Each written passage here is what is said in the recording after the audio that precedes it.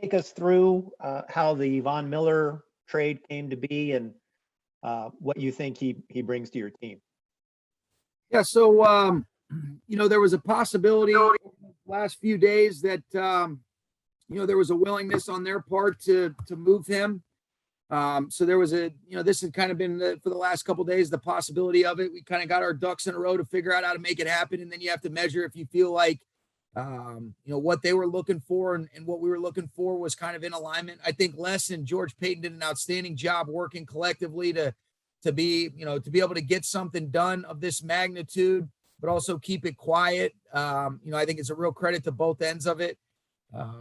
And then, I think he brings an element, obviously an incredibly unique football player that not only is a great pass rusher, but he's a complete football player that can really affect and influence an offense in a negative way on all three downs. You can utilize him in a variety of different ways. I think when you look at he and Leonard Floyd on the outside, obviously Aaron inside, the continued maturation of Sebastian Joseph Day, thought Greg Gaines was really good yesterday. Thought A'Shawn Robinson's playing better. So, you look at what it takes to be successful defensively, and it's about affecting and influencing the quarterback. And this guy does it as well as anybody over the course of his career. And we felt like it was a really good thing for our team. I know a lot of players are excited about being able to add Von to the mix, and can't wait to get him here and get going. You had said, not to expect any splash moves, but of course, never say never. Is this another example? And that's exactly right. Because at the time, that was the truth, exactly what I told you. And then never say never, things change. Here's what I'll tell you that I've learned over these last 5 years. I'm always honest with you guys in the moment about how I'm feeling, but things inevitably always change. And so that's why you want to say never. If you had told me when you asked me that question a couple weeks ago, if I thought there was a chance of acquiring Von Miller, I would have said, are you kidding me? Hell no. Right. And then when it becomes a reality, you say, well, let's look into it. And one of the things that I think is good about the approach, and it might not be for everybody, is if we feel like it upgrades our football team, we've got an owner that is willing to do that. Couldn't be more grateful for Mr. Kroenke. And then Les and I and Kevin and Tony feel really strongly about, okay, if it fits, and there's been some agility on, our front office's end to be able to figure out how to make some of these things work. But everything we do is what we think is in the best interest of this football team. And there's still a long-term vision in mind as well, but very excited about adding Von. And then finally, any update on the Deshaun Jackson situation? And do you anticipate any other moves, maybe unrelated to Deshaun, before the deadline tomorrow? Yeah, as of right now, no, Gary, there's no updates on that. And then as far as the injuries, just because I know probably somebody will ask about this, a couple guys, Tutu got his shoulder pretty good. He's going to need surgery. We're going to put him on IR. Travin Howard got his hamstring pretty good. We'll also put him on IR, but we expect him to return at some point. Tutu is going to be, he'll be done for the year. And then, what that means as far as, those are the guys that are immediately affected by their injuries from yesterday. I do expect to get Whitworth and Sebastian Joseph Day back this week. We'll take it a day at a time, but the goal and the anticipation is that they will be able to play against the Titans. And then also we'll start that 21-day clock on Darious Williams, being able to get him back. And, whether he goes or not, I think is going to be a reflection of how he's feeling and how he responds to the week of preparation and practice. Thank you. You're welcome. Nick. Hey, Coach. You look at, obviously, you guys were up 38-0 yesterday, and then obviously the second string comes in. The Texans have 22 points. Does that concern you at all as far as just having who you brought in, as far as having, are you looking at potentially maybe in that situation again, having another quarterback instead of John Wolford in there? No, it's a nice picture you got there, Nick. Man, you look like a model in that picture. Thanks, Coach. You got your profile pic. All right. Anyways, sorry about that. But no, John Wolford is a guy I have tremendous confidence in. I think he's been in some really tough situations. You look at yesterday in the New York game. I think it's really hard for a quarterback to get into the flow of the game. And, really when you look at that yesterday, those are champagne problems to be up 38-0. And basically what you're doing is very seldomly do you have the opportunity to almost put in all your reserves that you can really get in there based on the 48 that you have up. So I have all the confidence in the world in John Wolford as our backup quarterback.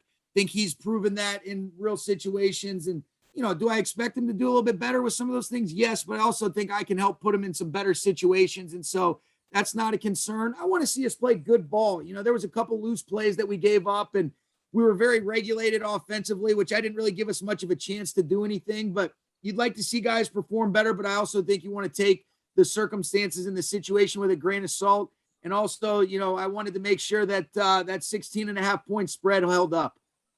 That's a joke. I'm kidding. Also, too, Coach, Justin Holland, can you see him playing some type of inside linebacker when he comes back this year at all? Yeah, Where you do know you see what? him? I mean, I think when you look at the versatility that Justin provides based on, I think he really established himself as a legitimate outside backer, but his versatility was one of the things that was so enticing that Brandon had a really good feel for when we put in a claim for him last year. And I thought he only built on his role. And so now you're saying, all right, Leonard, Vaughn, you bring Hollins back into the mix. There's a lot of excitement with some things that you can draw up and ways that you can utilize, ways to get our best 11 football players on the field, specifically defensively. And so when he does come back, whenever that is, at some point this season, we'll definitely be able to find some creative ways to utilize his skill set in addition to those other guys that'll be out there with him. Thanks, Coach. You got it, man. Jordan? Hey, Sean, as you have built jumping around a little bit. As you have built your offense over the years on sort of exploiting mathematical advantages on your side, you've also sort of, you and whoever has been around you have sort of started to overhaul the defense as well in terms of starting to gravitate toward those types of players that can exploit those mathematical advantages. How's your philosophy sort of evolved and advanced in that way on the defensive side specifically, and what has Vaughn lend to that?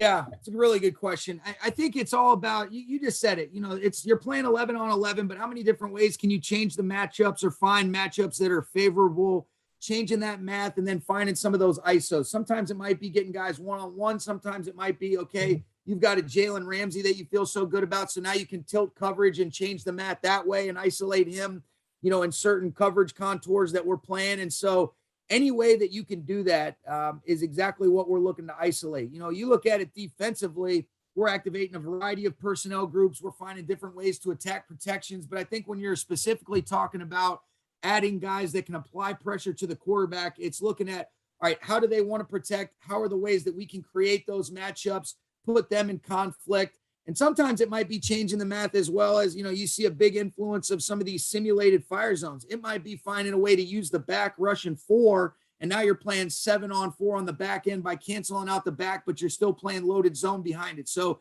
there's a variety of things, but anytime that you have to account for players, and usually you want to commit, all right, with those edge players, usually you see a lot of teams, it's not necessarily, you might slide to guys, but you're going to get that nudge presence for them. Well, now when you do that, you eliminate that player's ability to really go vertical on the timing and rhythm that you want. So how does that affect the way that you want to be able to change the math on the back end? He can do so many different things. I know I'm kind of all over the place, but it's matchups. It's being able to get him isolated. I could tell you another guy that's really excited about this is Aaron Donald, because what does he know is that when you have other great players like Vaughn, like Leonard Floyd, these other guys that are starting to assert themselves as legitimate players, it's going to allow him to be able to get some of those matchups and take a little bit of stress off of him when everybody's looking at him. And I think that'll still be the case.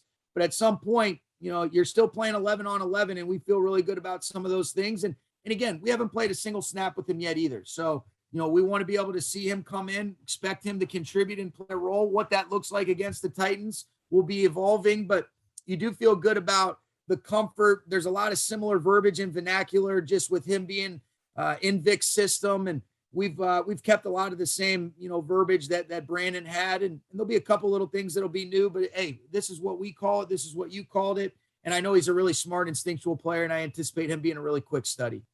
And then I don't know if this is a quick answer, but if there is one, when the front office, when you guys kind of huddle together about something like this and they take you through maybe something a little more on the creative side, in this case, the Broncos balancing out that salary through 2021, what's your reaction to that? And in terms of some of the I don't want to say loopholes necessarily, but some of the things that they've done creatively in that regard.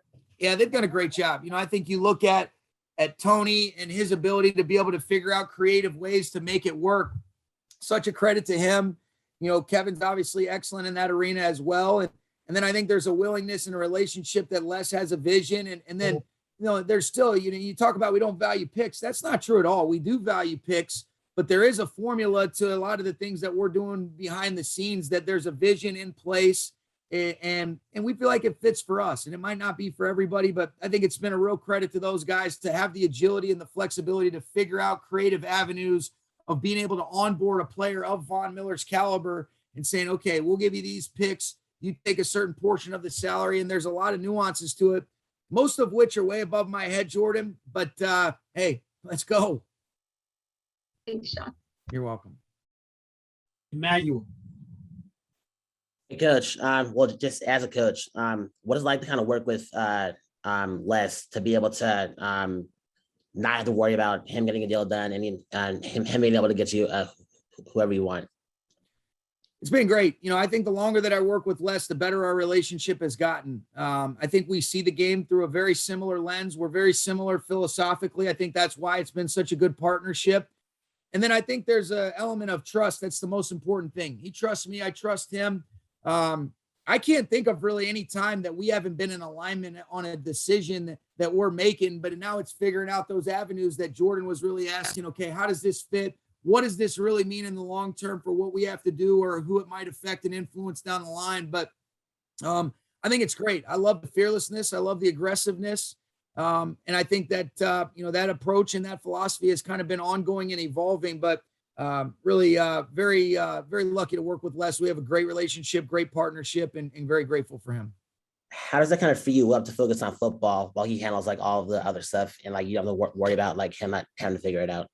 Yeah, it's great. I mean, there's always a dialogue, and that's part of his job, and that's still part of my job. You want to focus on football, but having a feel for the roster and the landscape of the league in particular is still, I think, a really important part of my job. And so, in order to be able to feel like these are decisions that we want to be able to make, I still think you have to have an understanding of what you're doing, why you're doing it, and what are the consequences of when we do it or if we don't do it, and being able to work through all those avenues. And so I do just focus on football, but there's still a lot of dialogue that goes on behind the scenes. And, our rapport and our relationship, I think, is instrumental for things to be able to flow smoothly. And then, you take a lot of, everybody's, it puts pressure on you and stuff like that. And every single week in the NFL is pressure. So, anybody that says those types of things, this doesn't change. We're trying to do what we think is the best way to try to go win football games, be competitive week in and week out. And hey, we're not afraid of whatever those consequences are, because we're going to go attack the opportunity to be successful. And that's the approach, and that's the mindset that I think we have as an organization, as a team, and in our building. You got it. Maria. Hey, Sean, there were reports that Von had some slight ankle issues. Are those very slight? And if so, do you expect him to play against the Titans on Sunday? I do, Maria. Yeah. We were aware. I know we've kind of connected on some of those things. There was a possible chance that he was going to play yesterday. And so if this thing continues to progress the way that we expect, there is the hope and the expectation that he plays against the Titans. We'll get him in tomorrow for a physical, but we were aware of those things, and it was something that we felt comfortable making the trade, even though you are aware of that ankle injury. How much do you see him kind of playing right away? It's a good question. I think a lot of it is going to be predicated on, all right, coming in, how is he feeling? I think that there's going to be a lot of things that'll be quick studies for him, but I think a lot of that is predicated on, okay, what's the game plan? How many different personnel groupings based on the different situations and circumstances? And so, very similar to when we acquired Jalen a couple years ago, never did I expect him to play as many snaps as he did against the Falcons. And so we'll have a plan, but a lot of that, I think when you're talking about a veteran player of Von's magnitude, you want to make sure that you're inclusive with them, get a feel for how he's feeling, where's that comfort level at, and figuring out what that sweet spot is as the week kind of unfolds, and probably have a better feel for that as we get closer to the game. Thanks. You're welcome. Lindsay. Sean, just because a couple weeks ago you didn't expect a big splash move, do you recall what your initial reaction was when this was brought to you? Yeah, you got to be shitting me. That's what I said. I'm like, no way, and then you start to really unpack it and understand the ramifications and what's it going to take. And, what does that look like? What does that potentially do? And how we envision him fitting into our football team, and became more and more of a reality really over the last week. And so, again, can't say enough about just a great, job by George Payton and by Les to be able to kind of work through those nuances and to be able to kind of wrap it up and finalize it today. It was good, but really these last couple of days is when the dialogue kind of started. And again, similar to what Emmanuel was asking, my focus was solely on, all right, the Texans, but then you kind of know this is a possible thing in the background, and having that trust in Les, but still being involved and inclusive in how it's kind of unfolding is really helpful. And that's why I think we work well together. But I was very surprised that this was a possibility, and I was glad we were able to get it done. Have you been on the phone or in contact with Vaughn at all today? I have, yes. I spoke to him earlier this morning. Can you share any of what that conversation was? It was just more, I've gotten to know Vaughn, just through, crossovers, and he's a great guy. Really, he's got great energy. He's got a great way about himself. Obviously, I have tremendous respect for his game and watching him over the years. And so just told him how excited I am to be able to get him here and get to work. And, I know he was processing a lot of things in a short period of time. I mean, I spoke with him, probably right after he had got done speaking with Denver. And, he's a legend, and he'll be a Hall of Fame type of player. He'll be a Ring of Fame type of guy for the Broncos, Super Bowl MVP. So there's a lot to unpack there, but we're certainly excited to get him rolling and get him going with the Rams. And just one more for me, with Tutu going to IR, are you concerned about depth at that position, especially with the Desean Jackson situation kind of hanging out there? Yeah, we're working through that right now. There's some different avenues, whether it's, guys out there or practice squad. And that's kind of, something that Les and I were kind of working through. And this is kind of consistent standard operating procedures based on injuries every single week. And so it is something that you want to be mindful of. But I'll tell you what, I was really pleased with some of the younger guys coming in and doing a nice job. I thought Ben Skoranek really came in and handled a couple targets really well. You could see he's got a good understanding of what's going on. It was good to get Jacob Harris involved. Really pleased with Van's production and continued maturation. And we obviously know from that position that Cooper and Robert have been doing it at a really high level for a long time for the Rams. Thanks, Sean. You're welcome. Kevin? Sean, just trying to get it clear in my head about the timing on Von Miller. Were the Rams and Broncos discussing him at the time of the Kenny Young trade? No, I can't remember this, but it's the last couple of days is when this thing kind of started to unfold, Kevin. So it's not like this is the other shoe dropping, the bigger shoe dropping on that deal. I think that here's the thing I would say, Kenny did a great job for us. There was a possibility that financial flexibility that, moving on from Kenny or trading Kenny to the Broncos freed us up. And it wasn't exclusively with the Von Miller trade in mind, but it was really to be able to alleviate some different things. And something as simple as being able to flex guys up from your practice squad on a weekly basis. And then you do have a little bit more freedom of, if an opportunity like this does present itself, it gives you the chance to be a little bit more aggressive. So that was, that was kind of how these last couple of days, but it's been a very busy last couple of days, but there was a lot of things in mind with the Kenny thing, very difficult situation. I was pleased to see that he did a really good job for those guys yesterday. And then for our team, I was really pleased with Ernest Jones stepping up and delivering in a big way. And then from what you see of Von Miller, does he bring the same things that he did at his Super Bowl MVP peak, or is he a somewhat different player now? He's still a great player that can really affect and influence the game in a variety of ways, like I was talking about. Obviously he's got banged up in that Thursday night game and then missed yesterday, but his production early on, his ability to be able to get after the quarterback specifically, in those first few weeks of the season was definitely on display, and want to continue to try to do a good job as a team of earning our defense opportunities to really get after the quarterback. And most of those are presented by being efficient on early downs, but also with the offense scoring and getting a lead and trying to make teams one-dimensional because they're having to play from behind. Thank you. You're welcome. Kurt? Hey, Sean, because Vaughn was such an impact player in Denver, is there a kind of a mental, emotional element that you guys have to look at? Because he was very emotional today, leaving, and even said this trade cut him off, to measure if he is truly ready to play Sunday. Yeah, I think the biggest thing is getting to know him, really communicating with him, understanding exactly how he's feeling about things, and listening to him. And I think when you've got players that have this type of experience, you trust those guys, you lean on them. I think one of the best things about this team in particular is we've got really strong leaders that you can truly lean on, where it really is about coaches and players working in unison, making sure that they have some ownership and autonomy with how we operate. And I totally expect and anticipate that to be the case with Vaughn. You know, get it some insight into exactly how he's feeling. Once you're able to be physically present with him, then kind of just unpack it a day at a time. You had mentioned to Lindsay your reaction when you were initially told. Can you tell us, was that yesterday? Was that 3 days ago? How hard was this to keep this in and knowing that it could have fell apart at any time? Yeah, it was a couple days ago.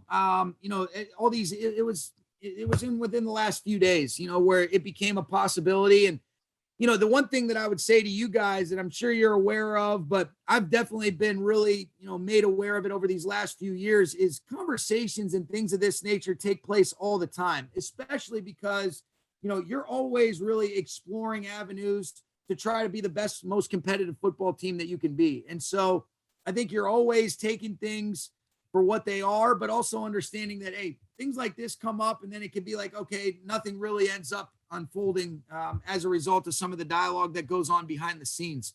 This was one of those that you always want to be measured with your expectations of, okay, this is a real possibility. And then as it gets closer and you start to really work through the specifics of how it really gets done, I think you realize that, okay, this is real.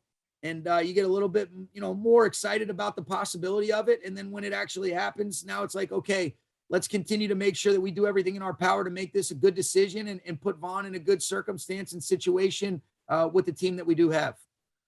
Thanks, Sean. You're welcome. Taylor. Hey, Sean. And you've kind of touched on this, but I guess, like, how challenging is it to onboard a player mid-season? And I guess, how does having experience doing so in the past with previous players, how does that help you guys in doing so? There's no doubt. I think it does help because we've been in these situations and scenarios. I think there's definitely a thought process behind the fact that, all right, there's a lot of similarities philosophically with how we want to operate, how we envision utilizing him, and how we see him fitting. And so I think because of that experience, whether you look at doing that with a Dante Fowler, doing that with Jalen a couple of years ago, those have been things that have worked out well for us. And because of, I think it's a huge reflection of these players being able to handle it too. Everything I know about Vaughn, and we've got people in our building, Thad Bogardus, who's working most closely, he's coaching the outside linebackers. He was with Vaughn when they won that Super Bowl. Joe DeCamillis was with Vaughn when they won that Super Bowl. And so you've got a lot of guys that have really spent a lot of time with Vaughn, speak the world of him, but you also trust that, he's a really smart, instinctual, intellectual football player that you anticipate it being a quick study. And so those do make you feel more comfortable with making moves like this after 8 games in the season. Thank you. Appreciate it. You're welcome. Jim. Yeah, Sean, this is kind of like an LA thing. I mean, you guys are making big moves. Dodgers make big moves, Lakers big moves. How gratifying is it as a coach to know that you've got a front office that's willing to take that big swing? Yeah, I think it's great, Jim. I think it's just, you're not fearing failure. You're not afraid of, because when you do stuff like that, well, that's followed by expectations, but we have expectations in-house. We try to be inside out, like I've talked about, but I think it's a real credit to those guys, Jim. I think it's a real credit to Mr. Kroenke for being able to, allow us to make these moves. And that makes you feel good. And that makes you want to work that much harder to try to just make these decisions right. And certainly I'll be the first to tell you guys, I haven't always been right on some of the things that we've done, but you try to be more right than you are wrong. And usually when you have good players like we're acquiring, you just get the hell out of their way. Thank you and congratulations. Thanks, Jim. All right, we'll wrap up with Stu and then Gary. Hey, Sean, you mentioned that, you're always looking to explore avenues to improve the team in whatever way you can. What kind of led you guys to land on the outside linebacker or edge position to accomplish the goals you want? I know part of that is probably Obviously, it's only if it's a possibility to get a guy like Vaughn, which it ended up being. But how did that decision-making process play out? Yeah, I think it's a credit to Les and his group. You're always kind of just feeling out the landscape of the league and what are the different avenues of upgrading your team. And certainly that position, where you're talking about really that front, whether it's interior or on the edge, has the ability to influence and affect the quarterback. And as a result of when you apply pressure to the quarterback, all of a sudden you become better on the second and the third levels. And so because of the way that position in particular in a player of Vaughn's caliber can help raise the level of play or alleviate, and you can move the hard downs a little bit around. That was what was enticing about it. I also think it's awesome that we've been able to establish some depth opposite Leonard Floyd. You've seen Terrell Lewis play a significant amount of snaps. Obo's done some good things. We all know what a great job Justin Hollands did before he goes out with that pec injury. And so to be able to have this many good players that you feel like have played beneficial, meaningful snaps, it's a real exciting thing for our coaches and our defensive staff in particular to figure out ways to try to make it difficult on offenses on a weekly basis. And that was kind of the thought process and why we felt good about trying to add Vaughn. Thank you. You're welcome. Hey, Sean, since we spoke with you after the game yesterday, Derrick Henry's situation and the Titans situation has changed. Can you comment on, how his unavailability might affect you guys and now seeing Adrian Peterson playing for them? Yeah. First of all, like I've said on multiple occasions, I hate that because he's a great football player. He's a dominant player. I love watching the way this guy's competed and really done so many special things for that offense over the last handful of years, and really from his career, even dating back to when he's winning the Heisman at Alabama. And so I hate that part of our game. Anytime as a competitor, you want to be able to go against the best, and he's been by far the best running back. You just look at the production, and, the next leading rusher in the league is, not even at 600 yards. This guy's almost at 1,000. So I feel bad about that. I hate that. Obviously AP is a guy that's established himself, one of the premier all-time backs in this league. They're a very physical outfit up front. Roger Saffold's been balling for them since they signed him in free agency. I think AJ Brown is one of the best receivers that people don't know about. I love this guy's game. I think he's physical. He's tough. He's as good as anybody after the catch. Tannehill does a great job of executing their offensive system that dates back to, what Arthur had done the last couple of years. And then I think Todd Downing's done a really nice job kind of picking up where they left off with how good and how prolific they've been offensively. As far as how it affects the way that the game is unfolding, I'm not really sure. We got to really figure that out. We got to look into it. I still think they'll probably keep a similar identity, but Derrick Henry is he's one of one, the way that he's played these last handful of years. And so, as you guys know, this kind of represents, once I finish up with you guys, kind of represents where we really start to dive into that preparation. But I hate that as a competitor. And I feel sorry for Derrick, and hopefully that he has a good surgery and has a fast recovery. Thank you. You're welcome.